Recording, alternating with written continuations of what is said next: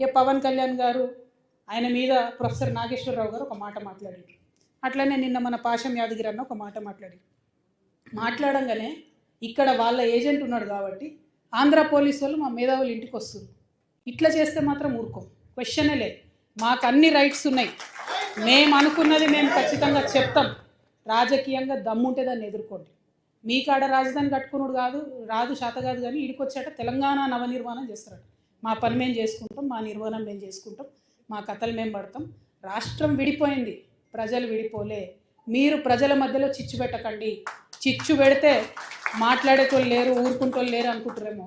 ఇగో ఈ జెండా రాకముందు లెక్క వేరే, ఇప్పుడు లెక్క వేరే.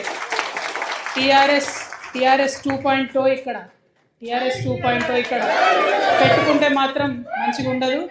ఇదివరకు ఒకసారి పెట్టుకున్నారు, రాష్ట్రం వచ్చింది.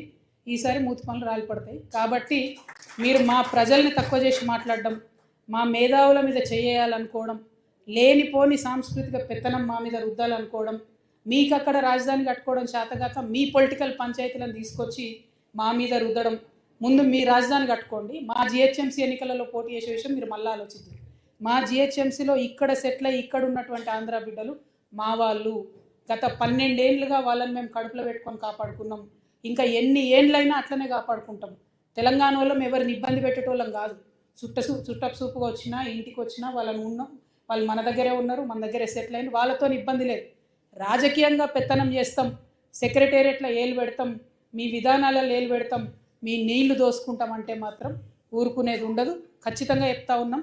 ఇవాళ మా ఉద్యమ ఆకాంక్షలో పరిరక్షణలో భాగంగా మొట్టమొదటిది మా అస్తిత్వాన్ని పరిరక్షించుకోవడం.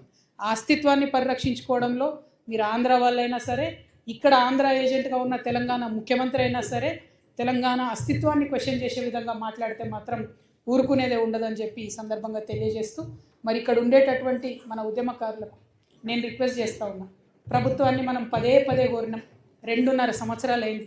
ఉద్యమకారుల ఆకాంక్షలు నెరవేర్చండి, ఉద్యమకారులకు మీరు ఇచ్చినటువంటి వాగ్దానాలు నెరవేర్చండి అని పదే అడిగినాం. అడిగితే ఏం చేసిండ్రు? ఇప్పుడు వరకు 2 సార్లు 3 సార్లు కమిటీ చేసిండ్రు. టైంపాస్ చేస్తున్నారు తప్పితే విషయం అయితే క్లారిటీ ఇస్తలేదు. రేపు 2వ తారీఖు, రేపు తెలంగాణ రాష్ట్ర అవతరణ దినోత్సవం. మనందరం సగర్వంగా జెండా వేసుకొని చాటే రోజు. రేపు ముఖ్యమంత్రి గారికి మేమందరం ఇక్కడ నుండి ఈ రౌండ్ టేబుల్ వేదికగా డిమాండ్ చేస్తూ ఉన్నాం. ఏదైతే మీరు మేనిఫెస్టోలో ఉద్యమకారులకు హామీ ఇచ్చిందో అది రేపు ప్రకటించండి. కమిటీలు చాలు, ఇక టైంపాసులు చాలు, కాకమ్మ కబుర్లు చాలు, కేకేలు పీకేలు ఇవన్నీ మాకు వద్దు. మాకు కావాల్సింది ఏంటిది?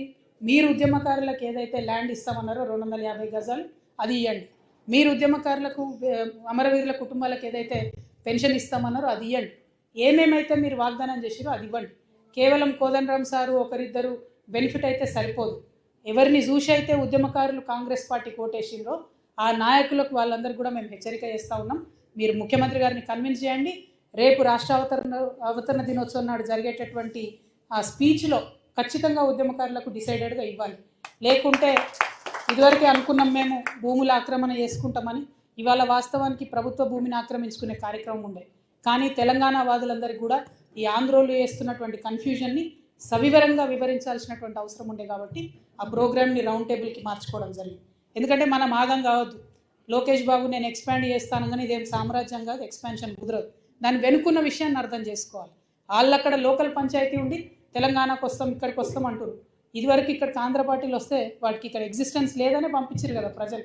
ఇది ప్రజాస్వామ్యం, ఎవరైనా రావచ్చు, పోటీ చేయొచ్చు. కానీ ప్రజలు ఓట్లేరు అన్న విషయం తెలిసింది కాబట్టే ఇక్కడ దుకాణాలు బంద్ పెట్టుకొని అక్కడ పోయిండ్రు.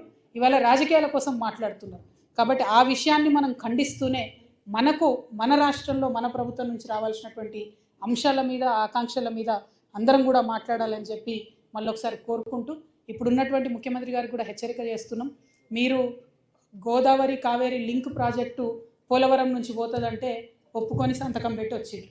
నీటి హక్కులను వదులుకుంటున్నారు. కరెక్ట్ కాదు. కేంద్ర ప్రభుత్వంతో సత్సంబంధాలు ఉన్నాయని చెప్తున్నారు కానీ రాష్ట్రానికి రావాల్సిన నిధులు తెచ్చుకోలేకపోతున్నారు. అది కూడా కరెక్ట్ కాదు. సో రాష్ట్ర డెవలప్మెంట్లో కూడా మనం ఏం కార్యక్రమాలు చేయాలో కూడా మీరందరూ సలహాలు సూచనలు ఇవ్వాలని కోరుతున్నాం. ఎందుకంటే టీఆర్ఎస్ పార్టీ పెట్టిన రోజు చెప్పినాం 5 అంశాల మీద మేము ఫోకస్ చేస్తూ ఉన్నాం. పాంచజన్యం అనేటటువంటి అంశాలతో ముందుకు పోతున్నాం. తెలంగాణ ప్రజలందరికీ ఉచిత విద్య రావాలి, ఉచిత వైద్యం రావాలి, మన వ్యవసాయంలో రైతే రాజు అనేటటువంటిది ఒక నినాదం కాదు, విధానం కావాలి. అదేవిధంగా యువతీ యువకులందరికీ కూడా 2 లక్షల నుంచి 20 కోట్ల రూపాయల వరకు రుణాలు ఇవ్వాలి. అన్నిటికన్నా ఎక్కువ మనందరం కలలు కన్నటువంటి సామాజిక తెలంగాణ నిజం చేసుకోవాలి. సబ్బండ వర్గాలకు పాలనలో ప్రాతినిధ్యం రావాలి. ఈ అంశాలన్నింటినీ ముందుకు తీసుకొని వెళ్తూ ఉన్నాం కాబట్టి ఖచ్చితంగా రాష్ట్రం తెచ్చుకున్నటువంటి వాళ్ళమే ఇక్కడ అందరం కూడా ఉన్నాం. రాష్ట్రాన్ని ఎట్లా డెవలప్ చేసుకోవాలి, దానికోసం మన పాత్ర ఏముండాలి, ఇప్పుడున్న ప్రభుత్వాన్ని ఎట్లా నిలదీయాలి, ఆంధ్ర ప్రభుత్వం యొక్క కుట్రలను ఎట్లా ఛేదించాలి, ఈ అన్ని అంశాల మీద సవివరంగా మాట్లాడి సూచనలు ఇవ్వాల్సిందిగా పెద్దలందరినీ కూడా కోరుతూ మీ దగ్గర సెలవు తీసుకుంటున్నా. జై తెలంగాణ, జై తెలంగాణ, జోహార్ తెలంగాణ అమరవీరులకు. కొనసాగిస్తాం అమరవీరుల ఆశయాలను. మొత్తం అందరూ మాట్లాడే వరకు ఉండి మళ్ళీ చివరిలో